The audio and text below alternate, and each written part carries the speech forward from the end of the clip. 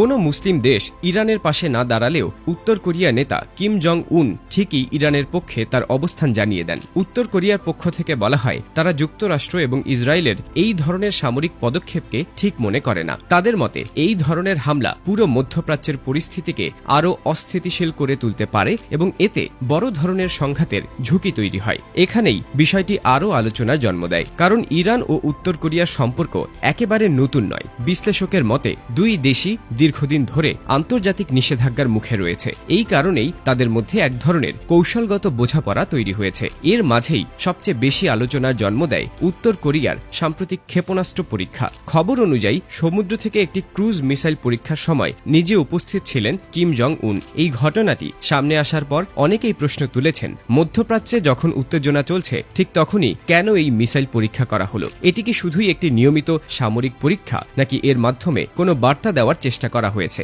বিশ্লেষকের মতে উত্তর কোরিয়া প্রায়ই তাদের সামরিক শক্তি দেখানোর জন্য এই ধরনের পরীক্ষা চালিয়ে থাকে। এর মাধ্যমে তারা একদিকে নিজেদের প্রযুক্তিগত সক্ষমতা তুলে ধরে, অন্যদিকে আন্তর্জাতিক রাজনীতিতে একটি বার্তাও দিতে চায়। বিশেষ করে যখন বিশ্ব পরিস্থিতি উত্তপ্ত থাকে তখন এই ধরনের পরীক্ষা আরও বেশি গুরুত্ব পায় এবং তা নিয়ে নানা ধরনের আলোচনা শুরু হয়। তবে এখানে একটি বিষয় পরিষ্কার করা দরকার। সামাজিক যোগাযোগ মাধ্যমে অনেক সময় এমন দাবি করা হয় যে উত্তর কোরিয়া নাকি সরাসরি ইরানের পক্ষে যুদ্ধে নামতে যাচ্ছে বা যুক্তরাষ্ট্রকে বড় ধরনের সামরিক হুমকি দিয়েছে, কিন্তু এখন পর্যন্ত এমন কোনো সরকারি ঘোষণা বা নির্ভরযোগ্য তথ্য পাওয়া যায়নি। বাস্তবে উত্তর কোরিয়ার বক্তব্য মূলত রাজনৈতিক সমর্থন এবং যুক্তরাষ্ট্র ও ইসরায়েলের পদক্ষেপের সমালোচনার মধ্যেই সীমাবদ্ধ। তবুও এই ঘটনার গুরুত্ব অনেক, কারণ আন্তর্জাতিক রাজনীতিতে প্রতিটি বক্তব্য এবং প্রতিটি সামরিক পদক্ষেপের একটি আলাদা বার্তা থাকে। উত্তর কোরিয়ার এই অবস্থান অনেক দেশকেই নতুন করে ভাবতে বাধ্য করেছে, বিশেষ করে যখন বিষয়টি জড়িত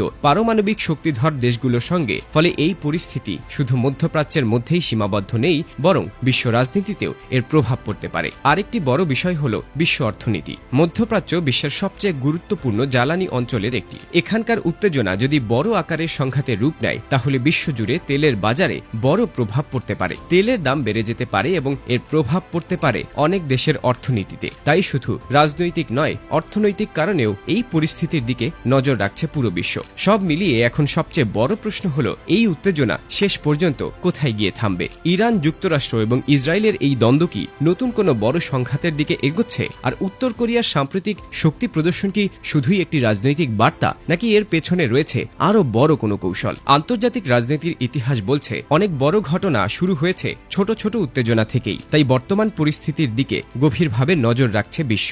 এখন দেখার বিষয়, সামনে কোন দেশ কি সিদ্ধান্ত নেয় এবং পরিস্থিতি কোন দিকে মোড় নেয়। কারণ বিশ্ব রাজনীতিতে কখনো কখনো একটি ছোট সিদ্ধান্ত বড় পরিবর্তন নিয়ে আসতে পারে। মধ্যপ্রাচ্যের বর্তমান পরিস্থিতি তাই শুধু একটি আঞ্চলিক বিষয় নয়, বরং পুরো বিশ্বের নিরাপত্তা ও স্থিতিশীলতার সঙ্গেও জড়িত। ভবিষ্যতে কি ঘটবে তা হয়তো সময়ই বলে দেবে, কিন্তু একটি বিষয় নিশ্চিত, এই ঘটনাগুলোর দিকে এখন পুরো বিশ্বের নজর রয়েছে।